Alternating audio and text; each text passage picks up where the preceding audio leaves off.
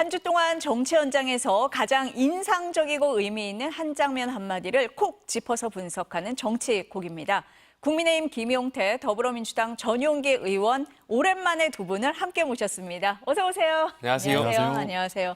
추석 연휴는 잘 보내셨죠? 네, 잘 보냈습니다. 네, 먼저 뉴스외전이 뽑은 이번 주 한 장면 보시겠습니다.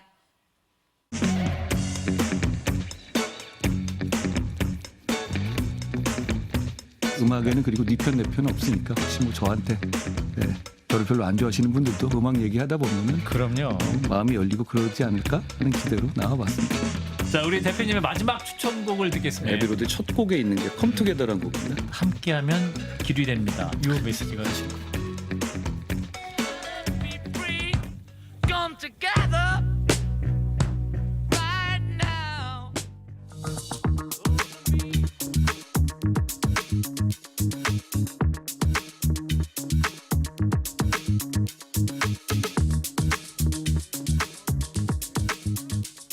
Be free, come together right now.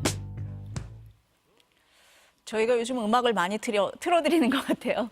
국민의힘 한동훈, 더불어민주당 이재명 두 대표의 추석 연휴 일정을 모아봤습니다. 어떤 메시지가 있을지 두 분과 함께 짚어보겠습니다. 방금 들으신 음악 비틀즈의 Come Together인데요. 한동훈 대표가 한 라디오 방송 추석 특집 코너에 출연해서 소개한 곡이라고 합니다. 노래 제목이 하나로 합치자, 모두 함께하자 뭐 이런 뜻인데 일부러 골랐을까요? 많은 의미가 담겨 있겠죠. 그래도 네. 근데 제가 그 세대가 많이 바뀐 걸 느끼는 게 네. 과거에 이제 뭐 한가위나 뭐 설날 때 이렇게 양당 대표들 보면 보통 책, 뭐 도서와 관련해서 많은 정치적 의미를 담아서 이번 연휴 때는 무슨 책 읽겠습니다. 이런 것들을 좀 이야기하고 정치적인 메시지 담고 그랬었는데 네. 지금 영상에서 보셨던 것처럼 굉장히 그 좀 더 노래에 대한 부분도 있고 또 성묘 가는 부분도 있고 뭐 다채로워진 것 같아서 네. 좀 다양해진 것 같아서 보기 좋고요. 이 힘을 합쳐요 이 Come Together 얘기 나오면서 제가 이 방송을 잠깐 이 부분만 봤었는데 많은 정치적 메시지를 담고 있더라고요. 그때 이제 존 레논과 폴 맥카트니 얘기를 좀 말씀하시면서 당시에 존 레논이 폴 맥카트니한테 절벽에서 왜 뛰어내리지 않냐 뭐 이런 질문을 했었다고 하더라고요. 그만큼 이제 두 가수의 그런 성향이 달랐다라는 것을 이야기하시면서 본인은 절벽에서 뛰어내릴 상황이 있으면 정치인이다 보니까 뛰어내리겠다 이런 말씀도 하시는 걸 제가 들었고요.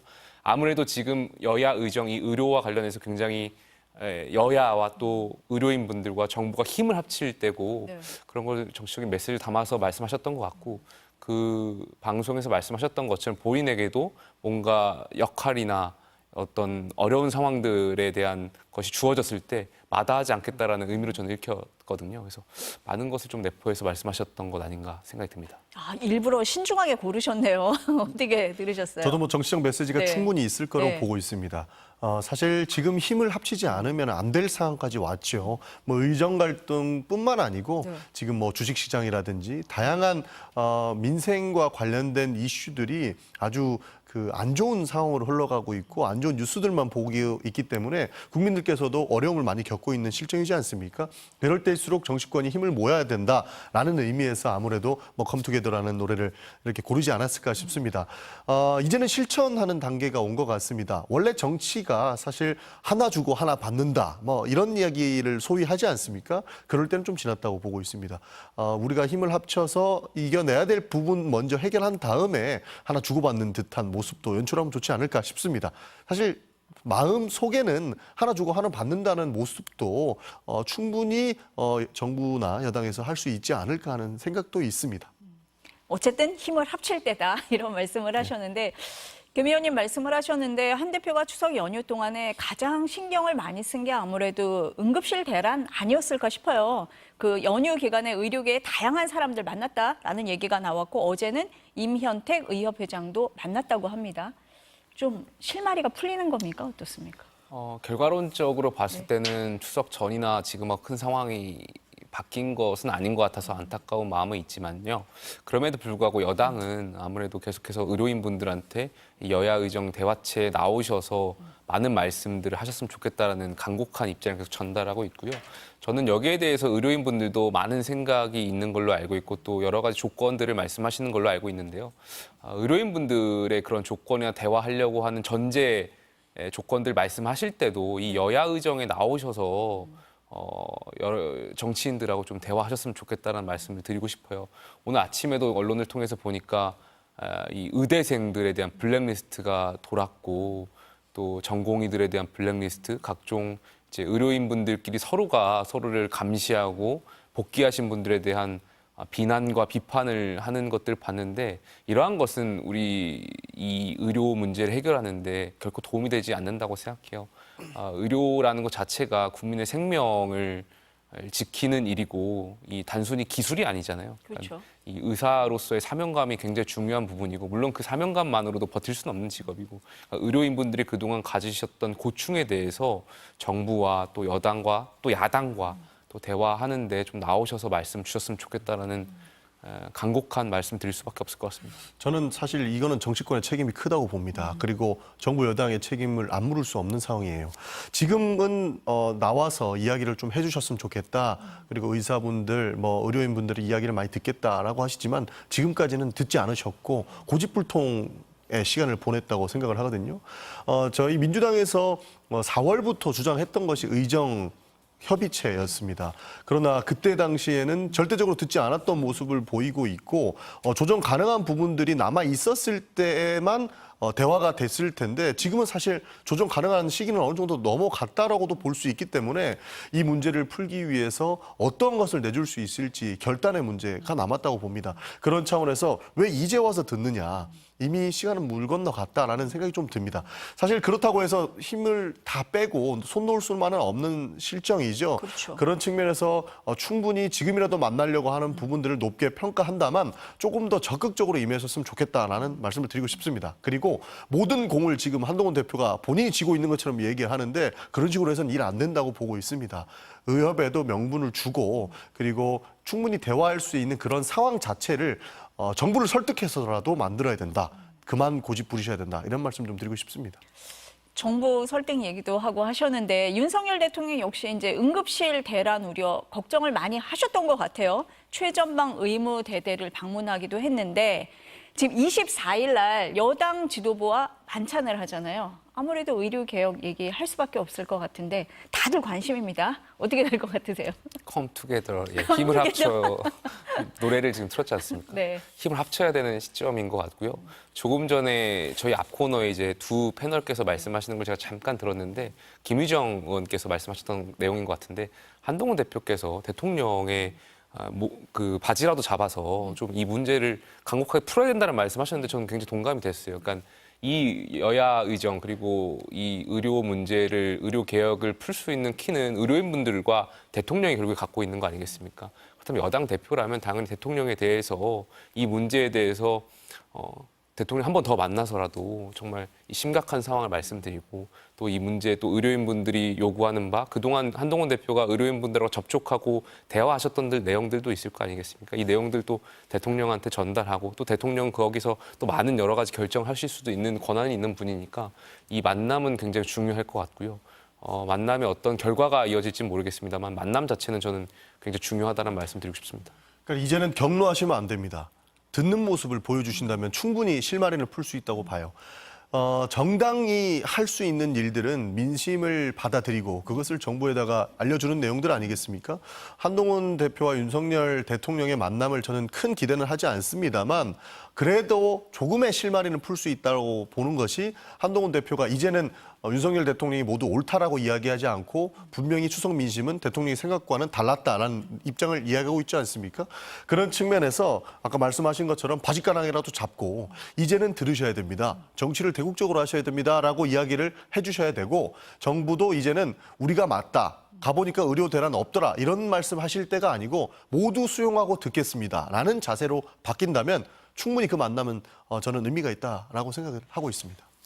근데 저는 예. 계속 이렇게 말하다 보니까 대통령실 비판하는 것처럼 들리는데, 그러니까 이 의료개혁의 본질은 결과적으로 대통령실이나 정부나 또 당이나 결국 국민을 위한 길이라는 것은 같다라는 말씀 꼭 드리고 싶습니다. 그러니까 어쨌든 키를 쥐고 있는 거는 말씀하신 것처럼 대통령실하고 의료계예요.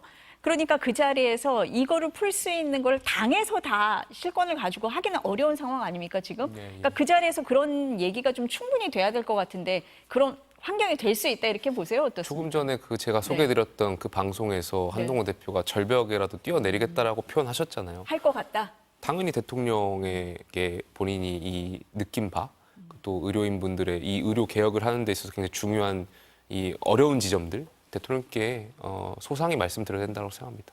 독대할 거라고 보세요? 뭐 독대 가능성은 뭐 충분히 있다고 봅니다. 네. 그리고 쇼라도 하셔야 된다라는 말씀까지 드리고 싶은 거예요. 한동훈 대표가 이 정도까지 이야기를 했으면 지금까지 봐왔던 윤석열 대통령이라면 굉장히 불편해하셨을 거라고 생각이 됩니다. 그러나 지금은 불편해한다고 해서 문제가 해결되지는 않죠. 그리고 국민들의 지지도 굉장히 많이 떨어져 있는 상태이기 때문에 쇼라도 하셔서 한동훈 대표의 이야기라도 먼저 듣는 것처럼 그런 모습을 연출하셔야 그 다음에 의정활동에 대한 내용들이 정부에도 투영될 수 있다는 것을 국민들이 느끼지 않을까 싶습니다.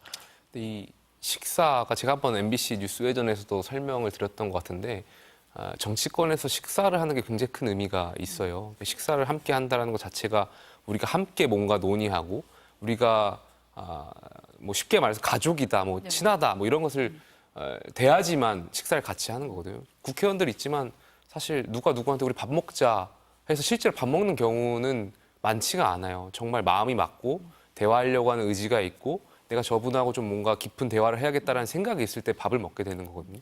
그러니까 어쨌든 여당 대표와 대통령이 한 식사 자리가 지금 예정되어 있고 이 자리를 좀 잘 이용하셔서 정말 국민을 위한 의료 개혁에 성공했으면 좋겠다는 말씀 드리고 싶습니다. 갑자기 밥 얘기를 하시니까 지난번에 한동훈 대표 빼고 했던 번개 저녁이 생각이 나는데요.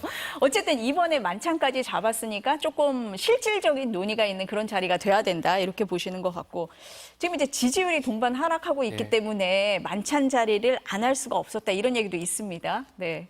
그러니까 지지율이 동반해서 하락했다라는 것 그 자체 굉장히 여당과 정부가 반성해야 될 지점이라고 생각하고 있고요. 정치적인 함의는 아무리 그 여당 대표가 대통령실과 차별하려고 하더라도 결국에는 국민들은 당정이 가치 평가를 받는다라는 점을 인지했으면 좋겠고요. 바꿔 말씀드리면 윤석열 정부가 성공해야지만 다음 저희가 정권을 재창출할 수 있는데 기반이 된다라는 것을 대권을 바라보시는 주자들도 인지하셔야 되지 않을까 생각이 듭니다. 사실 지지율 이야기가 나와서 한 말씀만 드리면 지지율 신경을 좀 쓰셔야 된다라는 생각을 좀 말씀드리고 싶습니다. 이 지지율 하락 요인이 사실 민주당이 잘해서는 아니라고 생각을 합니다. 그러나 이대로 가다가는 모두가 무너질 수 있고 그 시스템 자체가 붕괴될 수 있다는 위기감이 있기 때문에 보통의 경우였으면 저희가 굉장히 비판을 했을 겁니다. 대통령께 지지율 떨어지니까 뭐 이런 식으로 하시면 안 됩니다라고 이야기를 했을 텐데 이 지금 상황까지 와서는 단순히 지지율뿐만 아니고 그 시스템이 붕괴되지 않게끔 하는 그런 부분에 대해서 저희가 강력하게 이렇게 뭐 부탁이라도 좀 드리고 싶은 심정입니다. 민주당에서 부탁을 드리고 싶은 심정이다. 네. 네. 그 추석 연휴 직후에 대통령 순방 일정이 잡혔잖아요. 어제 체코로 출국을 했는데 김건희 여사도 자연스럽게 노출이 됐습니다.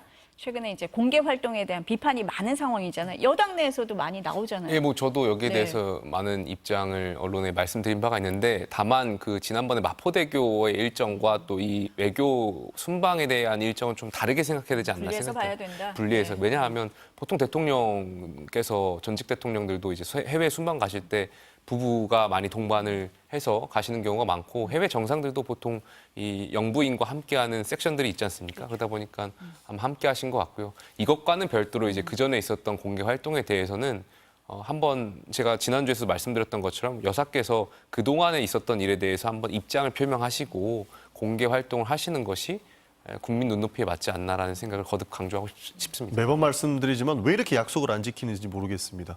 그러니까 뭐 대통령의 부인의 역할만 하겠다라고 하셨는데 지금 그러지 않은 모습들만 보이고 있지 않습니까? 저도 김용태 의원이 말씀하신 것처럼 두 가지는 명백하게 분리를 해야 된다고 봅니다. 영부인으로서 해야 될 역할은 외교적으로 굉장히 큰 역할이 있기 때문에 그 부분에 대해서는 저는 비판하고 싶은 생각이 없습니다. 그러나 마포대교에서 보여주셨던 그 영부인의 모습들은 본인이 마치 정치인인 양 그런 모습을 보여주셨기 때문에 그 부분에 대해서는 저는 비판을 충분히 할 수 있다라고 생각을 합니다. 더불어서 한 말씀만 더 드리면 김건희 여사가 지금 뭐 공천 개입이니 많이 이런 얘기가 나오지 않습니까? 우리가 과거를 아무리 많이 떠올리더라도 영부인이 공천에 개입했다, 당무에 개입했다 이런 이야기는 사실 소위 그 뒷담화에서도 나오지 않았던 이야기거든요. 그리고 카더라 통신에서도 나오지 않았던 이야기인데 왜 유독 김건희 여사와 관련된 내용에서는 이렇게 당무 개입이라든지 공천 개입이라든지 이런 얘기가 나올까에 대한 이야기를 본인들이 한번 반성의 시간을 가져야 된다고 생각을 하는 겁니다. 그런 측면에서 이렇게 공개 행보하는 것들이 국민들로 하여금 눈살을 찌푸리게 되는 것이고 또 다른 의심을 가지게 하는 요인으로 작용할 수 있기 때문에 저는 바람직하지 않다라고 평가하고 싶습니다. 그 대통령실에서 24일 만찬 얘기를 하면서 의료 개혁 그리고 또 추석 민심 청취가 의제가 될 거다 이렇게 얘기를 했어요. 그러면 김건희 여사 행보에 대한 얘기도 나올 수밖에 없지 않겠습니까? 공식 의전은 아니더라도 네. 이제 비공개에서 말씀을 주고 받으실 수 있을 것 같고요. 여당에서도 여러 차례 제2부속실 설치해야 된다라고 말씀드린 네. 바가 있고 물론 대통령실에서도 하겠다라고 말씀드렸고 또 특별감찰관 설치에 대해서도 오랫동안 여당에서 말씀드린 바가 있잖아요. 그래서 이 두 부분과 관련해서 좀 여당의 건의가 있지 않을까도 예상이 됩니다. 그 얘기도 나올 것 같으세요? 당연히 있어야겠죠. 예. 그러니까 불편한 이야기를 잘 들으셔야 된다라고 저희가 지속적으로 말씀드리는 겁니다. 그런 차원에서 일부러 여당에서는 끄집어내야 될 것이라고 보고요. 그다음 정부에서는 당연히 받아들여야 되는 부분이다. 불편한 얘기를 더 많이 듣고 그런 거 들을 줄 아는 자세가 국민들을 섬기는 자세다라는 말씀 저는 간곡히 드리고 싶습니다.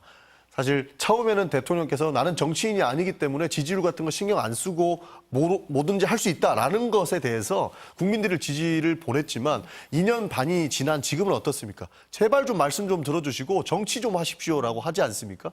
그런 부분들이 있기 때문에 네. 오히려 더 불편한 이야기가 될 수 있을지언정 이야기하셔야 되고 해야만 한다라는 말씀 드리고 싶습니다. 이번에는 밥만 먹고 와서는 안 된다라는 말씀이신 것 같습니다.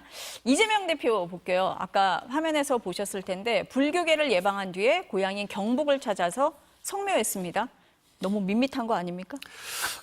지금 여러 가지 생각이 네. 드실 것 같습니다. 실제로 아까 얘기했던 이제는 정부 여당을 비판만 할 수 없는 상황이었습니다. 우리도 국정 운영을 같이 하는 카운터 파트너이기 네. 때문에 실제로 의료 시스템이 붕괴되는 지점 그리고 경제가 무너지는 지점들을 보고 있기 때문에 이 부분에 대해서 우리도 반성을 해야 되는 부분이 있을까에 대한 고민이 있을 것이고요.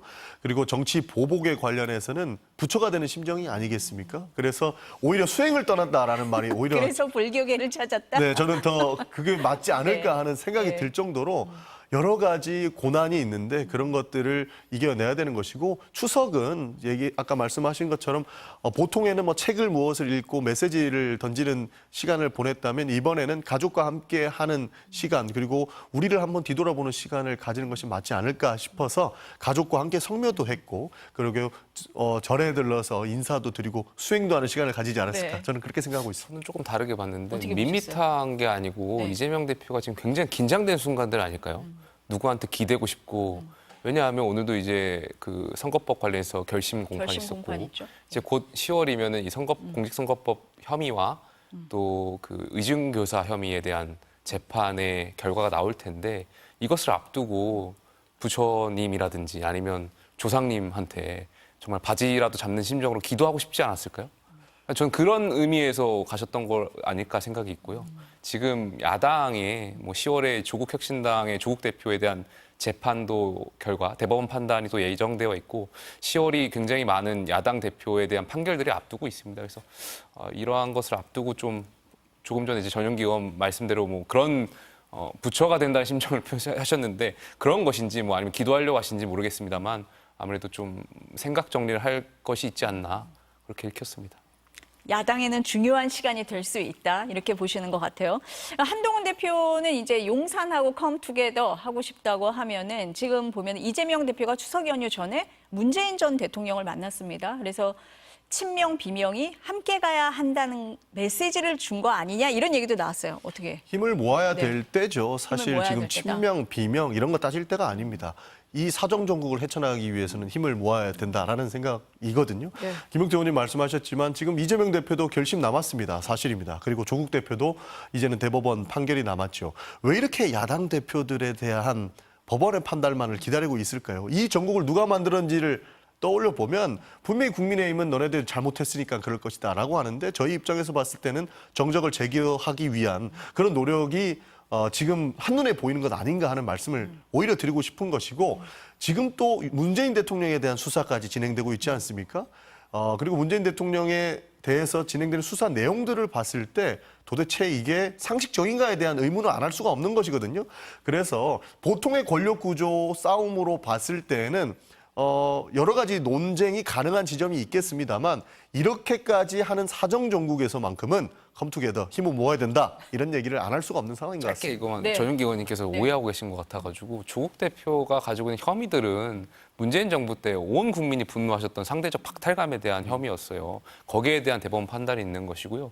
이재명 대표의 공직선거법 이것도 재판이 2년이나 끌었어요. 그러니까 전 정부의 수사하고 그러니까 2년 동안 있었던 건데 이것을 정치 보복으로 오해하시는 것은 잘못 오해하고 있는 거 아닌가. 제가 오해가 있을 수 있을 것 같아서 한 말씀만 드리는데요. 그때도 검찰총장이 윤석열이었습니다. 변한 건 없습니다.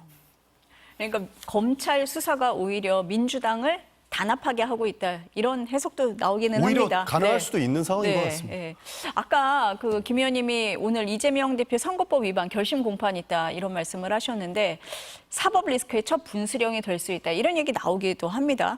근데 이재명 대표는 대선 행보를 서두른다 이런 해석도 나와요. 뭐 때문이냐? 특보당과 인재 영입위를 구성을 하고 있거든요. 연휴 기간 동안에 뭐 이런 여러 구상을 했을까요? 구상을 했을 겁니다. 그래서 최대한 조용한 행보를 보여주셨던 것도 이런 전국 구상을 하기 위함이거든요. 저희 민주당 내부에서는 굉장히 심각하게 보고 있습니다. 단순히 의정 활동으로 해서 의료계가 붕괴된다라는 내용보다는 국가 사회 시스템이 붕괴되고 있는 것 아닌가 하는 의심을 가지고 있습니다. 그래서 제가 의료 시스템이 붕괴가 되고 그러면 대안으로 나오는 게 민간 병원이고 이런 형태로 흘러가는 것들이 저는 가장 걱정되는 부분들이기 때문에 이런 것들을 우리가 괜히 이렇게 말로 이야기하기보다는 미리미리 준비를 해야 된다라는 지점에 추석 전까지가 도래했었거든요. 그런 차원에서 국가 시스템을 재건하기 위해서 그리고 붕괴를 최소화하기 위해서 저희는 이 전국을 구상해야 된다라는 걸로 시작했기 때문에 충분히 이재명 대표는 이번에 성묘도 가고 우리 절에도 찾아가고 했지만 그 전국 구상을 충분히 했다라는 말씀을 좀 드릴 수 있을 것 같습니다. 그러니까 특보단이나 인재 영입위도 그 연장선상에서 다 이루어지고 있는 거다 이렇게 해석을 해야 될까요? 그렇습니다. 저희가 네. 지속적으로 주장하는 것이 정치인은 들을 줄 알아야 된다는 내용 아니었습니까? 이재명 대표도 많은 인재 플로드부터 많은 이야기를 들으려고 하고 있습니다. 한 가지 예를 들면 지금 금투세를 가지고 제명세라고 얘기하지 않습니까? 저는 그걸 제명세라고 얘기하는 사람이 제일 나쁜 사람이고 제일 정치적인 사람이라고 비판하고 싶어요. 왜냐하면 이재명 대표는 과거에도 그랬고 지금도 그랬고 금투세에 대해서는 유해 입장을 밝혔었고 지금은 이야기를 듣겠다라는 입장인데 여기에 마치 이재명 대표를 투영시켜서 이재명 대표가 주도하는 것처럼 프레임을 씌우고 공격하는 부분들을 봤을 때 오히려 저는 듣는 모습이 더 바람직하지 않느냐 하는 반문을 하고 싶은 거예요. 그런 측면에서 저희는 많이 듣는 작업을 하기 위해서 특보단도 구성하고 이렇게 인재 영입도 해서 전문 영역의 이야기를 많이 듣겠다 하는 이야기를 하고 있는 겁니다. 어떻게 보세요? 너무 거창하게 생각하시는 것 같은데 거창하다? 네. 특보단을 꾸리고 인재 영입을 고민하신 것은 아마 본인의 법원 판단이 유죄 판단이 나왔을 때 본인을 지켜줄 수 있는 사람들에 대한 고민들이 있지 않았을까에 대한 생각이 있고요. 아까 조금 전에 이제 검찰 수사는 민주당을 단합시킨다라는 표현을 쓰셨는데 반대로 법원의 판단은 민주당을 분열시킬 겁니다. 이재명 대표 공직선거법의 유죄 가능성이 높게 점쳐지고 있는 가운데 유죄가 나오면 결국에는 그 대선 때 보전받았던 선거 비용 약 400억 원을 토해내야 되거든요. 민주당 국회의원들이 이 400억 토해내야 된다고 생각했을 때 받아들인 현실적인 감각은 굉장히 달라질 겁니다. 그래서 이 법원 판단이 있고 난 뒤에 민주당과 지금의 민주당은 하늘과 땅 차이로 바뀌지 않을까 이렇게 생각됩니다. 한마디 하시면 될 것 같아서 제 기회를 드려야 될 것 같아서. 네. 그 법원의 판단은 나오 봐야 네. 되는 것이고 네. 사실 무죄 추정의 원칙이 있기 때문에 그것을 우리가 예단할 수는 없는 부분입니다. 그러나 확실히 정적 제거를 위한 무리한 수사는 저희는 있다고 판단하기 때문에 그것 가지고 무너질 민주당은 아닙니다. 10월에 달라지진 않는다 이렇게 응수를 하셨습니다. 이 얘기 이 정도로 하고요. 다음으로 넘어가 보겠습니다. 뉴스회전이 뽑은 이번 주 키워드를 보시겠습니다.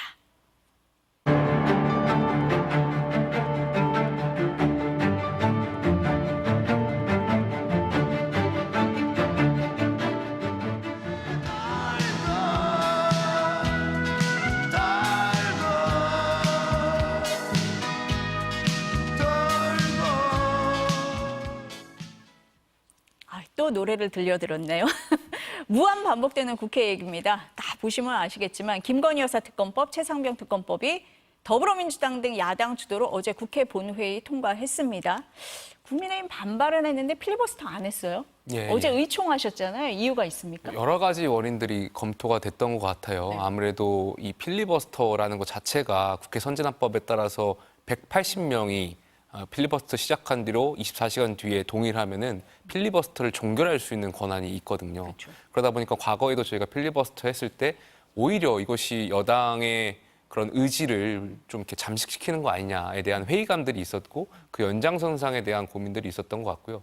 두 번째로 그 25만 원법이라든지 뭐 해병대원 특검법과 관련해서는 과거에 이미 저희가 필리버스터를 통해서 국민들께 반대 논리를 설명드렸기 때문에 이게 겹칠 수가 있어서 추석 때 국민들께서 정쟁하지 마라, 민심 챙겨라 하셨는데 그런 모습을 여당이 보여드리는 것은 좀 부적절하지 않겠나. 뭐 여러 가지 다양한 원인, 그 요인들이 검토되었던 것 같습니다. 그 일각 언론에서 필리버스터 나서겠다는 의원이 없었다 뭐 이런 보도 있었는데 사실입니까? 그것보다는 저희가 네. 이제 보통 필리버스터 법안을 할 때 해당 상임위원들한테 배정을 하거든요. 그래서 아마 그것은 사실 같진 않고 이 네. 관련 법안들이 왔을 때는 아마 법사위 위원분들이 좀 하시지 않았을까에 대한 생각이 있습니다. 왜 안 했다고 보세요? 저는 충분히 회의론이 작용하지 않았을까 회의론? 싶기도 했습니다. 네. 어차피 거부권을 할 건데 우리가 이렇게 해야 되나라는 이야기도 있지 않았을까에 대한 고민이 네. 있는데요.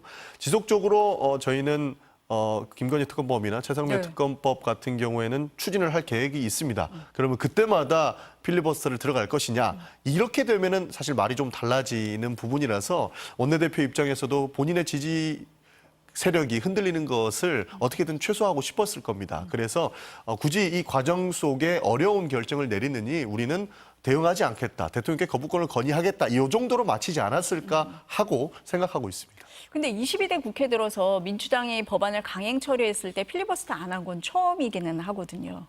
뭐 여러 가지 원인들. 네. 그 사실 지난번 필리버스터 할 때도 비슷한 내용들이 의총에서 있었고, 회의론이 좀 그게 있었다. 언론을 통해서도 네. 말씀드렸고, 그 연장선상인 거고요. 다만 조금 전에 돌고라는 도돌이표라는 네. 말씀하셨는데 이 25만 원법과 관련해서도 좀 말씀드리고 싶은 게 우리 국민은 헌법에 따라서 예산 편성이나 행정부의 집행 권한은 여당과 정부에 있는 거잖아요.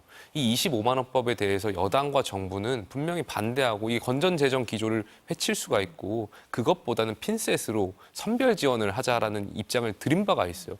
그렇다면 야당이 이 법안이 과거에 한번 부결됐었고 했더라면 이 정부를 운영하는 여당과 정부의 입장을 존중해 주셔야 되는데 또다시 힘으로 밀어붙인다는 건 저는 무슨 의미인지 모르겠어요. 상권 분립을 부정하시는 건지 아니면 이 행정부에 대한 그런 권한을 부정하시는 건지 물론 상권 분립에 따라 입법부가 견제할 수 있죠. 근데 이미 부결시키면서 제2요구권을 쓰면서 부결됐잖아요. 그러면 견제가 되지 않았다는 건 보여졌는데 또다시 민주당이 이 법안을 통과시키는 것은 약간 정쟁을 계속 유발시키려고 하는 거 아닌가? 이런 좀 아쉬움이 있죠. 그렇습니까? 행정부가 국회를 좀 존중하고 나서 이런 얘기를 해야 논쟁적이지 않을 네. 것 같습니다. 행정부는 국회를 이 정도로 무시한 적은 없었습니다. 대통령의 거부권만 가지고 하는 얘기가 아닙니다. 국회에 나오는 국무위원들조차 본인들의 의무를 다하지 못하고 있는 부분들이 있거든요. 그리고 국회에 나와서 보이는 모습들이 잠깐 이 시간만 지나면 되겠지 하는 마음들이 많이 보이는 것 같습니다. 그런 차원에서 저희가 추진하려고 하는 법률안들을 행정부에서 좀 받아들일 수 있게끔도 제안을 하는데 그 부분을 싹 무시하고 그냥 본인들 하고 싶은 대로만 하니까 저희도 꼭 반드시 추진해야 될 민생 법안들은 추진을 하겠다라는 입장인 것이지 이것을 정쟁으로 치닫거나 뭐 정쟁을 유발하기 위해서 하는 행위들은 아니다라는 말씀드리고 그 싶습니다. 말에 좀 반론 드리고 싶은 게 우리 헌법은 결국에 정부에 대한 정책 집행은 행정부의 권한인 거거든요. 근데 계속해서 민주당이 이것을 부정하는 거잖아요. 그리고 조금 전에 행정부가 입법부를 존중하지 않았다라고 하는데 그 지점이 있다라면 당연히 비판받고 바뀌어야 된다고 생각해요. 근데 단순히 그 존중하지 않았다라는 점에서 감정적으로 입법부가 계속해서 행정부를 견제하고 정쟁을 유발하고 이런 거는 민주당도 잘못됐던 거 아닌가. 그러니까 지금 전현기 의원님 말씀대로 행정부가 입법부를 존중하지 않았다는 지점이 있으면 그건 행정부가 비판받아야 되고 여기에 대해서 바뀌어야 된다고 생각해요. 그건 지적할 수 있어요. 근데 그거를 또다시 법안을 계속 이 도돌이표로 통과시키면서 견제하는 것은 글쎄요, 이건 누구를 위한 그러한 행위인지 그러니까 감정적인 소모인 거 아닌가에 대한 생각이 좀 있습니다. 그러면 어느 정도 수용을 하면 되지 않습니까? 상권 분립을 그래서 만들어 놓은 것 아닙니까? 행정부에서 잘 못하는 것 입법부가 관리하고 국회에서 잘 못하는 것 행정부가 관리하라고 놔둔 것 아닙니까? 저희는 저희 보고 감정적이라고 말씀을 해주셨는데 지금 전국 자체가 다 감정적인 것 같습니다. 만약에 국회에서 이 정책이 꼭 필요하다라고 한다면 행정부에서 설득하면 되는 부분 아닙니까? 그런데 오히려 더 감정적으로 우리는 거부합니다라고 내려보내버리니까 여기에서 논쟁이 유발되는 것이지 누구 하나의 잘못만은 아닙니다. 근데 수용을 안 할 수가 있는 거죠. 지금은 윤석열 정부입니다. 국민이 윤석열 정부를 손을 들어주신 거거든요. 그렇게 25만 원법 하고 싶으면 민주당 정권에서 하시면 되는 거예요. 저희 정권에서는 재정 건전성 기조를 유지하겠다고 말씀드렸고 미래 세대에 부담이 가는 이 법안에 대해서는 단호하게 반대한다. 다만 지금 이 돈보다는 이 13조 원이 무리하게 살포되는 것보다는 위메프 사태로 어려우신 소상공인들에 대한 지원책이라든지 아니면 이 육아 문제로 육아에 대한 어려움을 겪고 있는 분들에 대한 지원이라든지 선별적으로 핀셋으로 지원하겠다라는 것이지 그 모든 전 국민을 대상으로 하는 그러한 법안 같은 건 민주당 정부에서 하시면 되는 거잖아요. 이걸 왜 수용하지 않았다고 행정부를 향해서 수용하라고 압박하는 것은 그거는 헌법 정신에 맞지 않다고 생각합니다. 그러니까 2년 반이 지났는데 네. 그 잘 알고 있는 민생 정책이 제대로 운영되고 있지 않으니까 민주당이 법안을 발의해서 이렇게 선별적으로 찾아주지 못하는 사각지대에 계신 국민들부터 챙기자라는 내용입니다. 그런 부분부터 들으려고 하지 않았기 때문에 입법부에서 할 수 있는 내용이 뭡니까? 입법을 하는 내용입니다. 그런 거라서 이거는 도돌이표라고 보는 것이고 뭐 현금 살표라고 이야기할 수 있지만 저희는 소비 진작이라고 이야기를 하는 것이거든요. 그래서 이런 부분들은 방법론의 차이는 있겠습니다만 국민을 위한다는 단 하나의 목표가 같다면 충분히 대화할 수 있는 여지가 있기 때문에 대화에 응해 주셔야 된다. 저희는 그렇게 생각합니다. 대화를 좀 해주세요. 힘으로 밀어붙이시지 마시고 대화가 지금 저희도 안 되고 있다. 찬반 토론을 하고 싶습니다. 근데 야당이 자꾸 네. 상임위도 그냥 네. 밀어붙이고 하시니까 네. 저희 소수당으로서 뭐 할 수가 없는 거잖아요. 그러니까 저희도 대화하고 싶어요. 예. 대통령제에서 가장 큰 힘은 대통령에게 그거 있습니다. 부정하지 않습니다. 예, 예. 아니 그래서 대통령이 가장 큰 힘이 있으니까 지금 국민의힘에서 곧바로 거부권 행사를 건의를 한 거잖아요. 그럴 수 있죠. 국회로 돌아와요. 네. 그럼 민주당에서는 그냥 재표결 바로 가는 겁니까? 재표결을 해야죠. 그럼 이번에는 변수가 좀 있을 수 있다 이렇게 보세요? 어떻습니까? 뭐 충분히 논의를 더 해봐야 네. 되겠습니다만 네. 변수가 하나씩 생길 수도 있다고 봅니다. 뭐 비단 지금 25만 원 지원법에 대해서만 이야기하는 것이 네. 아니고 뭐 특검 최상병 예. 특검법이라든지 김건희 여사 특검법 같은 경우에도 충분히 변수가 있기 때문에 저희는 네. 추진을 해야 된다라는 입장인 것이고요. 국민의힘에서는 일사부재의 원칙을 이야기하십니다. 국회에서 한번 폐기됐던 법안을 다시 못 올린다라고 말씀하시는데 맞습니다. 그러나 의혹들이 추가되는 내용들이 있고 새롭게 나오는 새로운 사건들에 대해서 저희가 추가적으로 입법을 발의했기 때문에 그 원칙과는 거리가 멀다라고 하는 것이 저희 측 주장이거든요. 그런 부분들이 충분히 반영이 될 거라고 보는 것입니다. 아까 가장 힘이 센 사람은 대통령이다 말씀드리지 않았습니까? 국회 개원식 하는데 대통령이 지금 헌정사상 처음으로 오시지도 않았습니다. 듣고 싶은 얘기, 듣고 싶지 않은 이야기는 안 들으려고 하는 모습부터 아까 말씀드렸던 한동훈 대표와의 그 만찬 장소에서 풀어 오시고 국회와의 대화도 적극적으로 나서 주신다면 이렇게 정쟁적인 요소는 할 필요도 없다라고 생각을 합니다. 재표결할 때 변수가 좀 있을 수 있다 이렇게 보세요? 어떻습니까? 저는 없을 것 같습니다. 왜냐하면 조금 전에도 말씀드렸듯이 이 법안들이 재표결을 통해서 이탈표라고 이제 부를 텐데 통과가 된다면 분명히 정부 여당의 언론에서는 이제 레임덕이다라는 표현을 쓸 수도 있고 하기 때문에 그러한 것을 원하는 국민의힘이 그건 없을 거라고 생각합니다. 그래서 단호하게 재의결 때도 반대하시지 않을까 생각이 듭니다. 사실 이제 김건희 여사 관련해서 여론이 좀 좋지 않은 상황이니까 그래서 기자들이 많이 물어본 것 같아요. 추경호 원내대표한테 그랬더니 뭐 걱정할 거 없다. 전혀 뭐 그럴 일은 없다. 이렇게 얘기를 하시는 것 자체가 조금 우려되는 바가 있어서 그런 건가 아니면 그냥 단일 대우를 강조하시는 건가 궁금하긴 합니다. 어떻습니까? 뭐 원내대표의 말씀은 이제 원론적인 말씀을 드렸던 것 같고요. 제가 의원 원내에서 느끼는 분위기도 사실 원내대표하고는 다를 게 없었던 것 같습니다. 비슷할 거라고 보세요? 어떻습니까? 뭐 충분히 네. 비슷할 거라고는 네. 보고 있습니다만 네. 그래도 변수는 아직까지 남아있다라고 보고 있습니다. 시간이 가면 갈수록 새로운 무언가가 등장하기 시작을 하는 것 같고요. 네. 저는 충분히 레임덕까지는 가지 않더라도 분명히 뭐 양심 선언하시는 분도 나오시지 않을까 싶습니다. 양심 선언하시는 분도 나올 수 있다. 근데 지금 아까 돌고 했지만 진짜 국회가 무한 반복이에요. 근데 여야 대표회담 할 때 민생 현안에 대해서 협의체 구성하자라고 했는데 뭐 했는지 전 들어보지를 못한 것 같아요. 또 여야의정 협의체 논의하면서 잠깐 협의하는가 했는데 또 대치입니다. 네. 이거 어떻게 풀어야 됩니까? 그럼에도 불구하고 지난번에 이제 간호법이라든지 뭐 각종 법안들이 또 민생 법안이 통과됐던 거 아니겠습니까? 그래서 계속 거듭 말씀드리지만 정치와 정책은 분리해서 봐야 되고 정치는 부딪히고 정쟁을 일으킬 수 있지만 정책에 대해서는 여야 대표 의원들이라든지 아니면 중진 의원들, 뭐 초선 의원들 간의 만남이 잦아야 된다 이렇게 말씀을 드리고 싶습니다. 조건 걸면 하지 말자는 겁니다. 이 싸움을 핑계로 지금 정책적인 내용, 여야 의정협의체 이런 것도 구성하지 않으면 네. 하지 말자라는 내용이기 때문에 그 부분은 충분히 감안할 거라고 보고 있습니다. 저는 여당에게도 한 말씀만 드리면 무조건적으로 반대하지 않았으면 좋겠습니다. 말씀하신 간호법 같은 경우에도 대통령이 거부권 행사하신 법안입니다. 그런데 실제로 필요하게 되니까 갑자기 하자고 말 바꾸는 거거든요. 여러 가지 측면들을 같이 보고 논쟁적인 측면을 다 빼고 정부에서 반대를 한다고 하더라도 국회에서 필요하다고 판단된다면 통과를 시켜주셔야지 너무 정부 눈치 보게 하는 것들로만 저희는 보이기 때문에 이런 말씀을 좀 안 드릴 수가 없었던 겁니다. 오늘의 결론은 대화하자 이거인 것 같습니다. 오늘 컴투게더, 말씀은 컴투게더 여기까지 듣겠습니다. 감사합니다. 감사합니다.